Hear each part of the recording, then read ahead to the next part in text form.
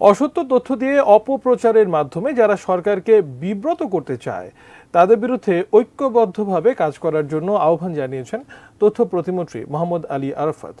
শনিবার ঢাকা রিপোর্টার্স ইউনিটিতে আয়োজিত মিট দ্য রিপোর্টার্স অনুষ্ঠানে গণমাধ্যম কর্মীদের এই আহ্বান জানান তিনি।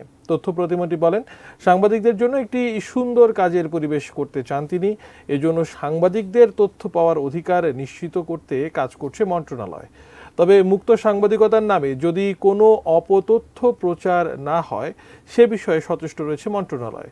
প্রতিমন্ত্রী মোহাম্মদ আলী আরাফাত বলেন, পৃথিবীকে সবচেয়ে বেশি ঝুঁকির মধ্যে ফেলছে অপতথ্যের প্রচার, তাই সামাজিক যোগাযোগ মাধ্যমকেও একটি নীতিমালার মধ্যে আনার চিন্তাভাবনা করা হচ্ছে।